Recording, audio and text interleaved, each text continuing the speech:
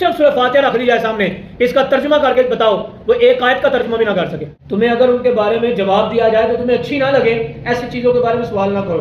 اب آپ اگر کوئی اذان سے پہلے دروشی پڑھ لیتا ہے تو آپ کو کیا مسئلہ، آپ نے نہیں پڑھنا نہ پڑھے، حالانکہ شرعی طور پر کوئی ضروری نہیں تھا، لیکن ہم نے معیار یہ بنا لیا۔ لیکن جب انہوں نے کہا رنگ کون سا ہونا چاہیے، کون سی نسل کی ہونی چاہیے، جوان ہونی چاہیے، بوڑھی ہونی چاہیے، پر سوال کرتے رہے تو ان کے لیے تکلیفیں بڑھتی رہیں۔ اور تم کون ہوتے ہو کہنے والے یہ چیز بدعت ہے؟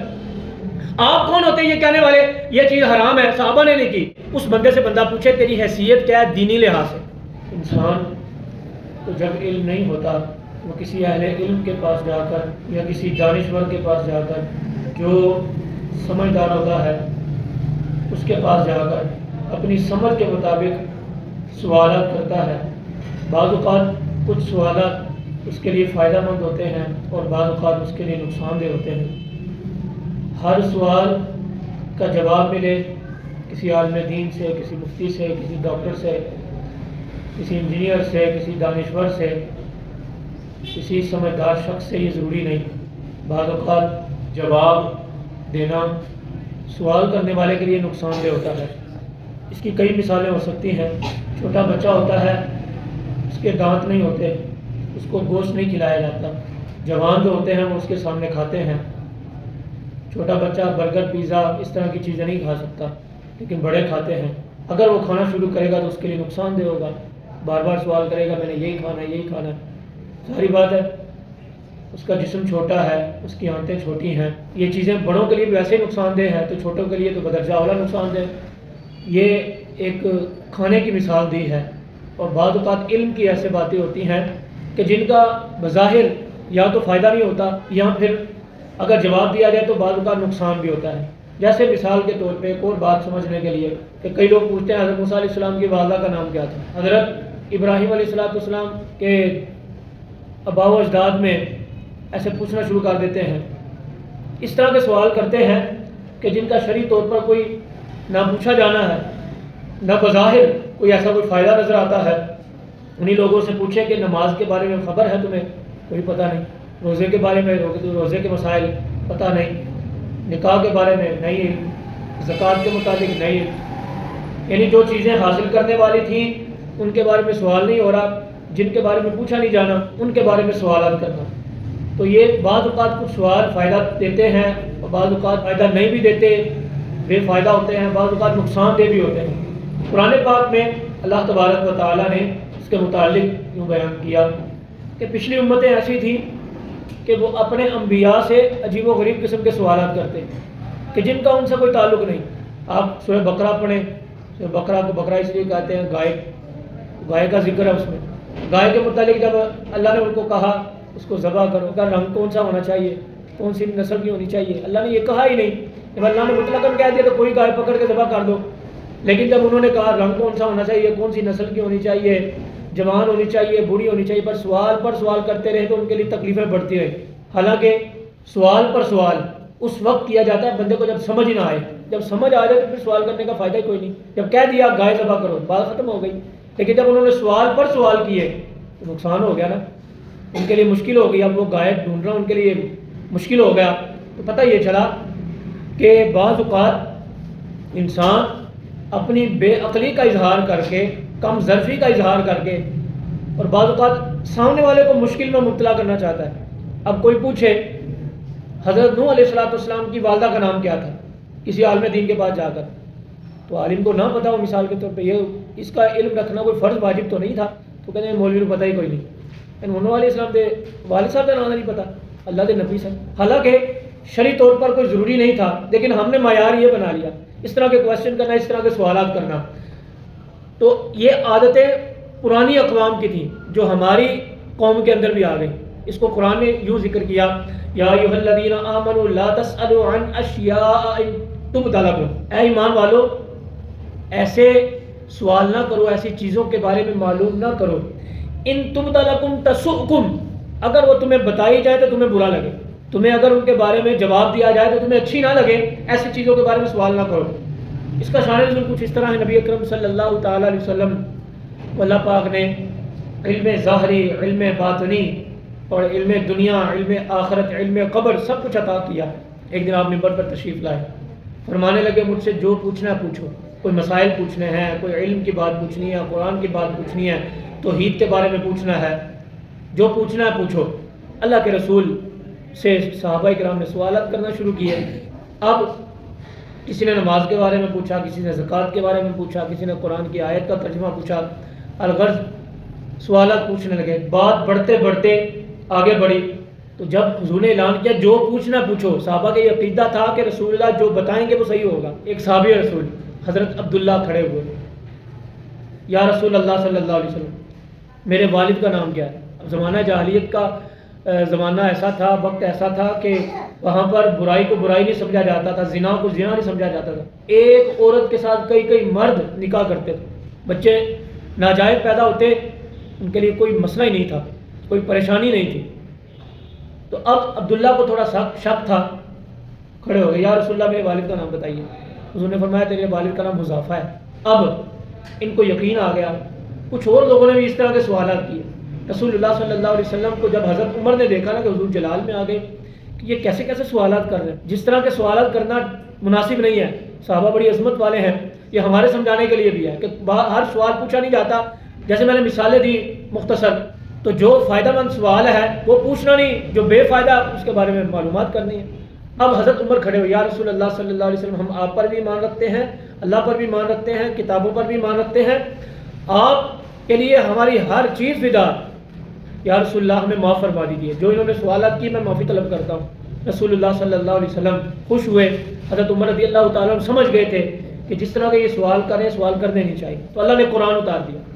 اب دیکھیں رسول اللہ کے ایک عمل پر رب نے قرآن اتارا، رب کی عظمت دیکھیں، اور اللہ کی عظمت کمال ہے، اور رب تعالیٰ نے پھر اپنے محبوب علیہ السلام کی عظمت بھی دکھائی۔ میرا محبوب عمل کرتا ہے، جب تم اس کو تھوڑا سا پریشان کرتے ہو میں قرآن اتار دیتا ہوں، میں اپنا فرمان اتارتا ہوں تاکہ تمہیں سمجھ آئے۔ فرمایا یا ایھا الذین آمنوا لا تسألوا عن اشیاء ان تبد لکم تسؤکم، اے ایمان والو ایسے سوال نہ کرو کہ جن چیزوں کے بارے میں اگر تمہیں بتا دیا جائے تسؤکم تمہیں برا لگے، ٹھیک ہے۔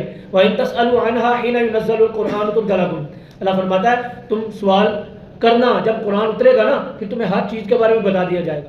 کوئی اصول وضع ہونے سے پہلے تم اپنے اصول نہ بیان کر دو۔ بعض اوقات فیکٹری میں بندہ کام کرتا ہے نا، تو کہیں پر بھی دکان پہ، فیکٹری پہ، تو کوئی اتنی شرائط سخت نہیں ہوتی، لیکن اس فیکٹری کے اندر یا کہیں پر بندہ کام کرتا ہے، ان میں سے کوئی ایک ایسا بندہ ہوتا ہے، اس سے کوئی غلطی ہو جاتی ہے، اس کی ایک غلطی کی وجہ سے پھر جو مالک ہوتا ہے وہ اپنے قواعد ضوابط سخت کر لیتا ہے، پھر سارے کہتے ہیں تیری وجہ سے ہم پر سختی ہونا شروع ہوئی ہے، پہلے ہم 9 بجے بھی آ جاتے تھے کوئی نہیں پوچھتا، تو نے فلاں برا کام کیا ہے، قانون کو توڑا، بات نہیں مانی، کام اچھا نہیں کیا، جس کی وجہ سے آج ہم پر سختی ہو گئی، ہم 1 منٹ بھی لیٹ آتے ہیں تو ہمارے مالک ہم سے پوچھتا ہے، ہم سے 10 روپے کا بھی نقصان ہو جائے ہم سے پوچھا جاتا ہے، پہلے 100 کا بھی ہو جاتا تھا نہیں پوچھتے تھے، یعنی ایک کی غلطی کی وجہ سے سب کے لیے نقصان ہوتا ہے۔ اب یہ قرآن اترا اسی کے متعلق، حضرت حذیفہ رضی اللہ تعالیٰ عنہ کہتے ہیں اگر حضور اس وقت کہتے ہیں تیرا باپ حبشی غلام ہے تو میں یقین کر لیتا۔ اللہ کے رسول کو اللہ پاک نے اتنا علم عطا کیا۔ تو یہاں پر یہ جو اللہ پاک فرما رہے تھے جب اللہ قرآن اتارے گا، اللہ کوئی حکم اتارے گا تو پھر تمہیں بتا دیا جائے گا، کوئی بھی عمل ہوگا۔ اب اسی سوالات کے اندر ایک شخص نے پوچھا میری اونٹنی گم ہو گئی، وہ کہاں ہے؟ اب یہ سوال پوچھنے والا نہیں ہے، اب یہاں ہم سے آ کر پوچھے کوئی کہ اونٹنی کے بارے میں بتاؤ، ہمیں کیا پتا ہوگا؟ اللہ کے رسول کی شان براؤ برا ہے۔ پھر اگر کوئی آ کر کہے مثال کے طور پہ سر پہ دم کر دیا جائے ٹھیک رہا تو ہم کہتے ہیں وہ یہ زبان جیسا ہی کوئی نہیں ہے۔ کسی کی زبان میں اثر ہونے سے پہلے ذرا سوچو، اس نے قرآن پڑھا، اس کا مطلب یہ قرآن میں اثر نہیں ہے۔ ہم نے نتیجہ اخذ کر لیا کہ ہم نے اس سے سوال پوچھا، اس نے جواب نہیں دیا، اس کے پاس علم ہی نہیں ہے، ہم نے فوراً نتیجہ اخذ کر دیا۔ اب انہوں نے پوچھنا شروع کر دیا، اونٹنے کے بارے میں کسی نے پوچھا، حتیٰ کہ جو اللہ فرمانا چاہ رہا ہے، ایک شخص اٹھے، یا رسول اللہ صلی اللہ علیہ وسلم ہم پر حج کرنا فرض ہے؟ حضور نے فرمایا فرض ہے۔ یا رسول اللہ کیا ہر سال حج کرنا فرض ہے؟ حضور خاموش ہو گئے۔ دوبارہ پوچھا، یا رسول اللہ کیا ہر سال حج کرنا فرض ہے؟ حضور خاموش ہو گئے۔ تیسری مرتبہ پھر پوچھا، حضور پھر خاموش ہو گئے۔ فرمانے لگے اگر میں بول پڑتا نا تو ہر سال تم پر حج فرض ہو جاتا۔ اس لیے قرآن کہہ رہا ہے اے ایمان والو لا تسألوا عن اشیاء ان تبد لکم تسؤکم، ایسے سوال نہ کرو کہ جن کا جواب تمہیں دیا جائے تمہیں برا لگے، یعنی تمہارے لیے مشکل ہو جائے۔ اگر اللہ کے رسول کہہ دیتے ہر سال حج فرض ہے، ایک بار کوئی نہیں کرتا حج فرض ہونے کے باوجود، تو ہر سال اگر فرض ہو جاتا تو پھر کہاں سے کرتے؟ یعنی بتانے کا مقصد یہ ہے کہ اللہ کے رسول صلی اللہ تعالیٰ علیہ وسلم کو اللہ پاک نے جو اختیار دیا، جو عظمت دی، آپ نے جس چیز کو فرض کہا وہ فرض ہو گئی، جس کو آپ نے واجب کہا وہ واجب ہو گئی، جس کو آپ نے سنت کہا وہ سنت ہو گئی۔ یہ کمال نہیں ہے اللہ کے رسول کا، یہ اللہ فرماتا ہے قد سألها قوم من قبلكم ثم اصبحوا بها كافرين، تم سے پہلے بھی قومیں کچھ ایسی گزری ہیں جو اس طرح کے سوالات کرتے تھے، پھر جب ان کو جواب ملا تو وہ عمل نہیں کیا تو وہ پھر منکر ہو گئے، کافر ہو گئے۔ تو پتہ یہ چلا، جو آج کا میں گزارش کرنا چاہتا ہوں کہ علماء سے سوال کریں، سوال آدھا علم ہے۔ ہمیں کہا گیا کہ پوچھیں، نماز کے بارے میں پوچھیں، روزے کے بارے میں پوچھیں، زکوٰۃ کے متعلق پوچھیں، یہ لیکن یہ نہ پوچھیں کہ نوح علیہ السلام کے والد کا نام کیا تھا، یہ نہ پوچھیں ان کی والدہ کا نام کیا تھا۔ ٹھیک ہے، یہ پہیلیاں ہیں، اور یہ پہیلیاں علم نہیں ہوتی، یہ اندازے ہوتے ہیں۔ تو ان پہیلیوں کو سامنے رکھ کر ہم کہتے ہیں یہ عالم ہے نہیں ہے، تو آپ اندازہ کریں اللہ پاک نے صحابہ کرام کو منع کر دیا کہ تم اس طرح کے سوال نہ کرو، تمہارے لیے مشکل ہو جائے گی، تمہارے لیے پریشانی ہو جائے گی۔ آپ اندازہ کریں صحابہ کے لیے ہر سال حج کرنا مشکل تھا جو قریب ہی رہتے تھے، تو ہم ایسے لوگ اگر حج فرض ہو جاتا، جو ایک بار نہیں کرتے حج فرض ہونے کے باوجود، اگر ہر سال کرنا پڑ جاتا، پھر کہاں سے کرتے، کہاں سے پیسے لے کے آتے، کہاں سے وقت نکالتے، کہاں سے مشکل میں جا کر سارے معاملات کرتے۔ تو خلاصہ کلام یہ ہے کہ ہمیں وہ کام کرنا چاہیے کہ جس سے اللہ اور اس کے رسول صلی اللہ تعالیٰ علیہ وآلہ وسلم راضی ہوں۔ حضرت سعد بن ابی وقاص رضی اللہ تعالیٰ عنہ روایت کرتے ہیں نبی اکرم صلی اللہ علیہ وسلم نے ارشاد فرمایا مسلمانوں میں سب سے بڑا مجرم وہ ہے جس نے ایسی چیز کے بارے میں سوال کیا جو حرام نہیں کی گئی لیکن اس کے سوال کرنے پر وہ حرام ہو گئی۔ میں نے پہلے مثال دی ہے کہ کوئی فیکٹری میں کام کرتا ہے، کسی کے ماتحت کام کرتا ہے، تو ایک بندے سے غلطی ہو جاتی ہے، اس ایک غلطی کا خمیازہ سارے لوگوں کو بھگتنا پڑتا ہے۔ اللہ کے رسول نے فرمایا سب سے عجیب و غریب اور سب سے بڑا مجرم وہ ہے کہ ایسی چیز کے بارے میں پوچھے جو اللہ تبارک و تعالیٰ نے فرض ہی نہیں کی، اللہ نے حرام ہی نہیں کی۔ تو اب کئی طرح سے لوگ سوال کرتے ہیں، ختم کہاں لکھا ہوا ہے، یہ درود پاک کہاں لکھا ہوا ہے، یہ اذان سے پہلے درود شریف کہاں لکھا ہوا ہے، یہ بھی عجیب و غریب قسم کا سوال ہے۔ اور بھائی جب اللہ کے رسول نے اس کے بارے میں ذکر ہی نہیں کیا تو تم کیوں حرام کی طرف آتے ہو؟ اللہ کے رسول کا فرمان ہے جو جس چیز کے بارے میں اللہ نے ذکر نہیں نہ کیا، نہ میں نے ذکر کیا، وہ تمہارے لیے حلال ہے۔ جب یہ کہا ہی نہیں کہ تم اذان کے بعد درود پڑھو گے تو حرام ہوگا، تو پھر اس کا مطلب یہ پڑھ لیں گے تو جائز ہے، نہ پڑھیں گے گناہ نہیں ہوگا۔ اس کا مطلب یہ ہے کہ کسی کوئی فوت ہو گیا اس کے لیے دعا کی ہے، دعا کر لے گا تو اچھی بات ہے، قرآن کا بھی حکم ہے، نہیں کرے گا تو یہ نہیں کہیں گے کہ یہ فاسق ہو گیا۔ کرنی تو چاہیے کہ جو حلال ہے وہ حلال ہے، جو حرام ہے وہ حرام ہے۔ تو جو اللہ پاک نے حرام کر دیا وہ واقعتاً حرام ہے، اور جس چیز کے بارے میں شریعت خاموش ہے، تم کیوں کہتے ہو یہ بدعت ہے، تم کیوں کہتے ہو یہ حرام ہے، تم کیوں کہتے ہو نہیں نہیں یہ وہ فلانے نے نہیں کیا، وہ فلانے نے نہیں کیا۔ ہم ان باتوں کی طرف آتے نہیں۔ میں قرآن کی آیت آپ کے سامنے عرض کی ہے، قد سألها قوم من قبلكم ثم اصبحوا بها كافرين، پہلے لوگوں نے بھی اس طرح کی باتیں کی تو وہ منکر ہو گئے، کافر ہو گئے۔ اب آپ اگر کوئی اذان سے پہلے درود شریف پڑھ لیتا ہے تو آپ کو کیا مسئلہ، آپ نے نہیں پڑھنا نہ پڑھیں، درود تو وہ اللہ کے رسول پر پڑھ رہا ہے نا۔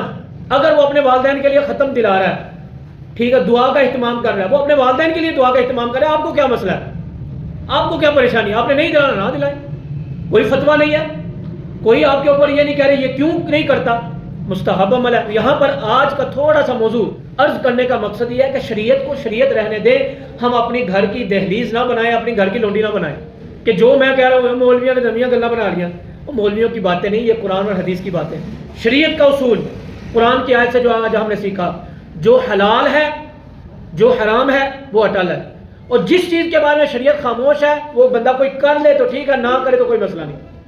یہ اصول یاد رکھیں، بڑا آسان، کسی پر کوئی فتویٰ نہیں، اس نے نہیں کیا، مجھے بتائیں یہ آپ لائٹ جلا رہے ہیں یہاں پر، صحابہ کرام کے زمانے میں تو لائٹ تھی نہیں ہے، اس زمانے کا بھی حساب ہوتا ہے، کوئی وقت کا بھی حساب ہوتا ہے۔ آپ دن کے ٹائم لائٹ جلا رہے ہیں تو آپ مجھ سے آ کر کہیں گے آپ بیوقوف ہو گئے، عقل مند، یار رات کو لائٹ جلائی جاتی ہے، تو میں جواب دوں گا جب ضرورت ہوتی ہے اس وقت جلا لی جاتی ہے، دن کے ٹائم بھی اندھیرا ہو سکتا ہے، جو ہے نا روشنی کم پڑ سکتی ہے۔ اصل مقصد یہ لائٹ کا ہے رات کے اندھیرے میں، لیکن دن کو بھی ہم جلاتے ہیں، ضرورت کے تحت ہو رہا ہے، زمانے کے لحاظ سے، معاملات کے لحاظ سے ہر چیز چلتی ہے۔ تو نبی اکرم صلی اللہ تعالیٰ علیہ وسلم کے زمانے میں اے سی نہیں تھا، آج ہے۔ نبی اکرم صلی اللہ علیہ وسلم کے زمانے میں ہیٹر نہیں تھا، آج ہے۔ نبی اکرم صلی اللہ علیہ وسلم کے زمانے میں گیس نہیں تھی، آج ہے۔ نبی اکرم صلی اللہ تعالیٰ علیہ وسلم کے زمانے میں اس طرح واش روم نہیں بنے ہوئے تھے گھروں میں، آج بنے ہوئے ہیں، اٹیچ باتھ روم بنے ہوئے ہیں۔ نبی اکرم صلی اللہ تعالیٰ علیہ وسلم کے زمانے میں اس طرح یہ قالین نہیں بچھا ہوا تھا، اس طرح صفائی نہیں ہوتی تھی، قالین کے اوپر قالین، پنکھے لگے ہوئے ہیں، اس طرح کی چھتیں یہ نہیں تھی، تو آپ ہر بات پر فتویٰ لگاتے رہیں گے۔ تو شریعت جب خاموش ہے، شریعت نے کہا زمانے کے لحاظ سے ہر چیز چلے، ہمیں کیا مسئلہ ہے؟ ہم کیوں اب یہ لکھنا چاہ رہے کہ میں شریعت بنانے والا ہوں؟ اللہ پاک نے اپنے محبوب کو اختیار دیا، جب اللہ بھی خاموش، اللہ کے رسول بھی خاموش، اور تم کون ہوتے ہو کہنے والے یہ چیز بدعت ہے؟ آپ کون ہوتے ہیں یہ کہنے والے یہ چیز حرام ہے؟ صحابہ نے نہیں کی، بھائی صحابہ کا دور اپنا تھا، قرآن وہ ہے، قرآن کے اندر جو چیز آ جائے اس کا کوئی انکار کرے ہم کہیں کہ وہ ناجائز کر رہا ہے، حدیث کے اندر جو چیز آ جائے اس کا کوئی انکار کرے ہم کہیں کہ یہ حرام کر رہا ہے، لیکن نہ قرآن نہ حدیث میں ہو، اللہ بھی خاموش، رسول اللہ بھی خاموش، زمانے کے لحاظ سے چیزیں چل رہی ہیں تو پھر اس پر کوئی فتویٰ نہیں ہے۔ قرآن کی آیت کہتی ہے ایسی چیزوں کے بارے میں سوال ہی نہ کرے، یا ایھا الذین آمنوا لا تسألوا عن اشیاء ان تبد لکم تسؤکم، ایسی چیزوں کے بارے میں ایمان والوں نہ پوچھو کہ اگر تمہیں جواب ملے تو تمہیں برا لگے، ایسی چیزوں کے بارے میں سوال ہی نہ کرو، خاموشی اختیار کرو، جو چیزیں مجھ پر آپ پر ضروری ہیں ان پر تبصرہ ہونا چاہیے، ان کا ذکر ہونا چاہیے۔ بہرحال ایک اصلاحی بات آپ کے سامنے عرض کرنی تھی، آج جگہ جگہ بیٹھ کر تبصرے ہو رہے ہوتے ہیں، یہ نہیں ہونا چاہیے، رفع دان کرنا چاہیے، نہیں کرنا چاہیے، ختم دلانا چاہیے، نہیں دلانا چاہیے، اذان سے پہلے درود پڑھنا چاہیے، بعد میں نہیں پڑھنا چاہیے، یہ نہیں ہونا چاہیے، وہ نہیں ہونا چاہیے۔ اس بندے سے بندہ پوچھے تیری حیثیت کیا ہے دینی لحاظ سے، علمی لحاظ سے، وہ کہے گا میں میٹرک پڑھا ہوں۔ بھائی میٹرک تک بتائیں، کوئی قرآن کا کوئی اصول بیان کیا جاتا ہے، کوئی حدیث کا اصول؟ جب آپ نے میٹرک پڑھی ہوئی ہے، چلے آپ نے ایف اے کیا ہوا ہے، آپ بڑا کچھ پڑھ گئے ہیں، آپ یونیورسٹی گئے ہوئے ہیں، آپ دوسرے ملکوں میں گئے ہیں، کیا آپ نے قرآن پر ڈگری حاصل کی ہے؟ کیا آپ نے حدیث پر ڈگری حاصل کی ہے؟ نہیں جی، میں تو انجینئر ہوں، میں تو ڈاکٹر ہوں، میں تو فلانا ہوں، میں فلانا ہوں۔ پھر آپ کچھ ہے ہی نہیں دین کے بارے میں، تو تبصرہ آپ ایسے کر رہے ہیں جیسے بہت بڑے مفتی ہیں، جیسے سارا علم آپ کے پاس ہی ہے۔ یا سوشل میڈیا پر کسی کی بات سن لیتے ہیں، سارا ہم کہہ لیتے ہیں نہیں نہیں وہ جڑی گل انہیں کی تھی نا وہ صحیح ہے، مولویوں نے آج تک دسی نہیں ہے۔ مولویوں کا دین نہیں ہے، کوئی مفتی کا دین نہیں ہے، کسی عالم دین کا دین نہیں، کسی امام مسجد کا دین نہیں، دین رسول اللہ کا ہے، کوئی دین کا ٹھیکیدار نہیں ہے۔ اگر کوئی بات کرتا ہے وہ دین کی چوکیداری کرتے ہوئے دین کی بات کرتا ہے۔ تو اس لیے کسی سوشل میڈیا کے اسکالر کی طرف اس کی باتیں سنتے ہوئے کسی پڑھے لکھے کی بات نہیں آیا جڑی گال کرتا ہے وہ گال کرنی ہے، عجیب و غریب باتیں ہیں۔ ہم صرف میں اتنا سوال کرتا ہوں جو تبصرے کرنے والے ہیں، سورہ فاتحہ صرف رکھ دی جائے نا ان کے سامنے، یہ سادہ قرآن پاک، یہ سادہ قرآن پاک ترجمہ نہیں، صرف سورہ فاتحہ رکھ دی جائے سامنے کہ اس کا ترجمہ کر کے بتاؤ، وہ ایک آیت کا ترجمہ بھی نہ کر سکے۔ اردو ترجمے سے پڑھے گا تو پھر اس کو پتہ چلے گا تو اردو ترجمہ کرنے والا کون ہے؟ وہ مولوی ہے۔ تو یہ چلا ہمیں ترجمہ دیکھے بغیر قرآن کی ایک آیت کا ترجمہ بھی نہ آئے تو تبصرہ کیا کر رہے ہیں؟ یہ چیز بدعت ہے، یہ نہیں ہونی چاہیے، یہ نہیں ہونی چاہیے۔ تو اس لیے کوشش کریں دین دین ہی رہے۔ اللہ مجھے بھی آپ کو بھی عمل کرنے کی توفیق عطا فرمائے۔